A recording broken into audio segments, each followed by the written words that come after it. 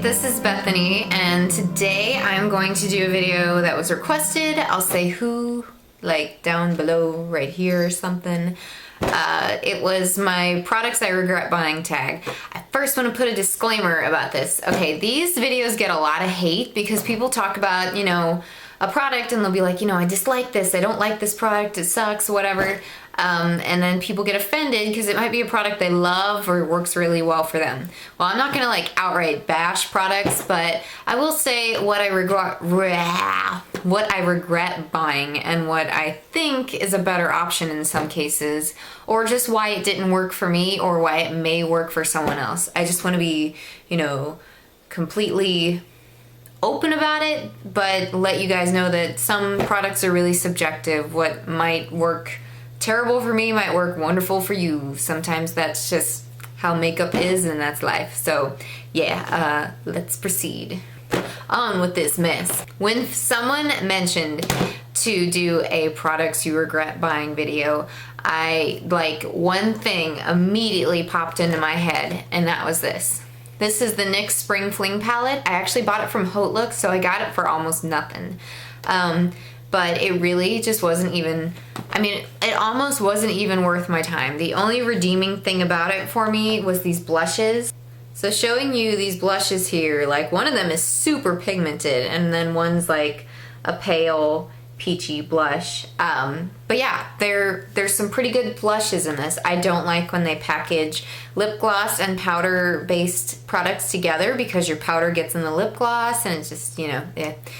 These two are fairly pigmented, they're not bad, but the main reason I bought this was for these types of colors. But I just don't know why a Spring Fling palette even had a black and white in it. That just seemed really odd to me. The packaging is really cute. I mean, it does kind of feel like a little cheaper than some packaging, but I still think the packaging is really cute. But like, just for example, like here's the purple in this palette, like the pale purple. Oh wait, that's the darker purple. You can hardly see it. Swatching the blue that I was excited about. It shows up really bright, but it actually looks really powdery and just kind of cheap when I swatch it, which is a disappointment. The yellow I wanted. Again, I swatched this and just the texture looks really cheap and powdery. This peachy color here, hopefully that's in focus, just like, it hardly shows up. It was just really disappointing. The brown was pretty good, but I just find myself never reaching for this palette, so I feel kind of bad that I got it, and I'll probably give it to someone that I know. I just honestly think it wasn't worth the space in my makeup collection to have this. I'm sorry if you have this one and you like it. I was kind of disappointed on it, and I never find myself reaching for it. I love NYX products, but that one was just a miss. One I would recommend getting just for year-round usage is the Butt Naked Eyes palette. Oh, you have never had eyes until you've had the butt naked eyes. It's got a ton of mattes in it. Like, it's got some shimmer, not bright shimmers, but you know, satins in it, but it's got like matte cream colors, browns, grays, and even a dark purple over here that's really nice. And then not only that, it's got like a blush and contour set when you push this drawer out here. So it's just fabulous. The full price on it's $25. Recently it was on Hautelook for $15. They'll probably be back on there again soon. So again, Butt Naked Eyes, great eyes. Okay, this next thing, I don't know anybody who's reviewed this that liked this, but this is called the Neutrogena Shine Control Makeup, and I got it in Ivory. And I was really just excited to try something that was specifically formulated to take care of the shiny, but it kept me shiny. The worst thing is that it's like yellow orange. It's like a light yellow orange color on me, which I do have some yellow in my skin tone because I'm kind of like neutral. I have yellow, but I also have some pinks, and this stuff is so thick.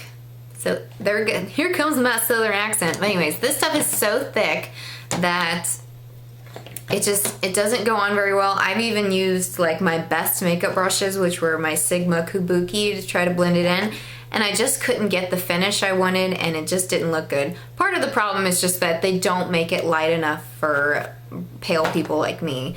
There were only 5 shades, which makes me not like it. I mean, because if you're pale or deeper skin tone, you're gonna be left out of being able to buy this.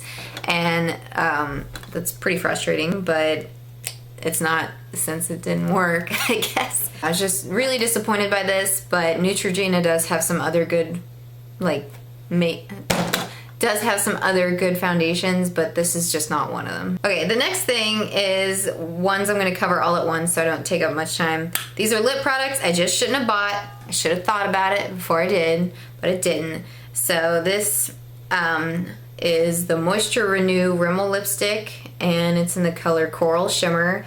I did not realize that the shimmer was gonna be straight up glitter till I got out to my car and I tried it on. And it's not even showing up that bad from the side, but once you like kind of break into the product, it's just way too glittery for me to wear. And glitter and shimmer, too much of it, can really drag down and age your face. I can't even tell you enough. So it has to be in kind of chosen places, and just sometimes it just doesn't work. I've tried this on a couple times and it just never looked good on me. So I regret buying it, but I do love these Moisture Renew lipsticks. I love the packaging. They're actually really great and creamy. The shimmer really just knocked it out for me. So you guys, okay, so I have reviewed a couple mascaras on my old channel before I moved over here to this new channel. And for every mascara that does work for me, there's about 10 that don't. So I'm just gonna show you a few of the ones that just really didn't work for me. So this one I thought would work. I watched a few reviews on it, the Mega Plush Mascara. It even looks good on people when they wear it.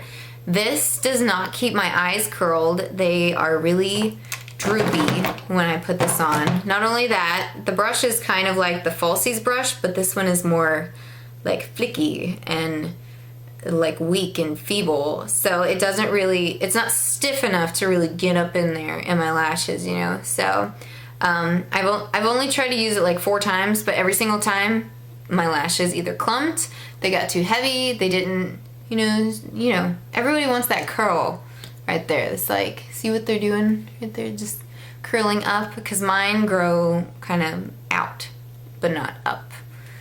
Does that make sense? Hopefully it does. But yeah, so unfortunately this didn't work for me, even though it's in waterproof. That doesn't mean it won't work for you. My lashes are kind of medium thickness, long, but they need to be curled.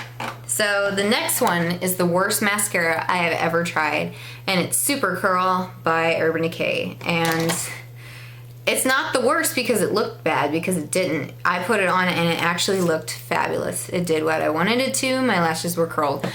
So we go out to like Quiznos to get sandwiches after I throw on my mascara, and I'm riding in my boyfriend's car with him.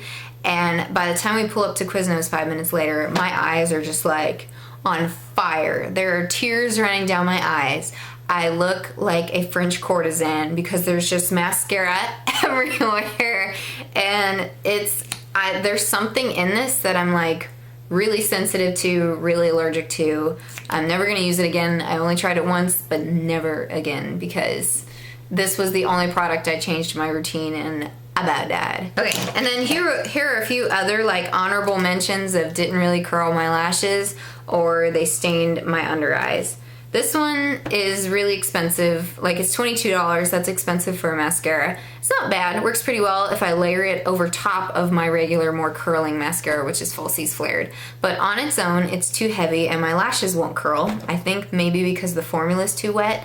So if you're a wet formula person, maybe this is good for you, but not for me. I'm great with dry formulas.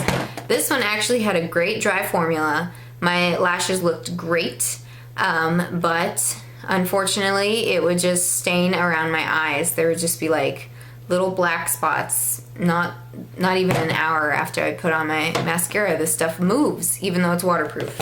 I always buy in waterproof when I can, so it looked good, didn't do so good for me. The next thing is like one of the worst brush purchases I've ever made. This is just what I have of it. And two of the brushes in here are actually pretty decent. This one applies cream foundation pretty well because it's kind of actually thick. The hairs are thin at the tip and they're coarse you know, lower to the bottom, and it applies like cream and liquid foundation pretty good. Not my favorite, but it's not bad. This one's pretty good for like contouring, or you can blend in your eye socket when you're doing eyeshadow. But all the rest of these two buddies are a little too prickly, these two concealers.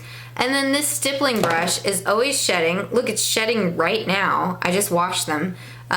Just to give you an example, because I didn't want to show you guys dirty brushes I'd used. But, you know, I try to use it on my face, and this is just really prickly for a stippling brush. It feels like human hair. Is this human hair? I don't know, it feels wrong, is what I'm saying. But, yeah, I don't know what brand it is. They're just all these red ones. I just flicked one across the room. But anyways, and I just don't think they're worth the time or the money.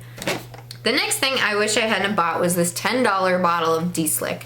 Not because it doesn't work, because it does for me. The product really helps me from being oily all day, but unfortunately when I got it, like it came in a little box. I opened it up, like it felt empty. I looked in it and it was like almost less than half full. I opened this up and it was less than half full, and I was like, really? I paid $10 for, ugh. It says it's half a fluid ounce.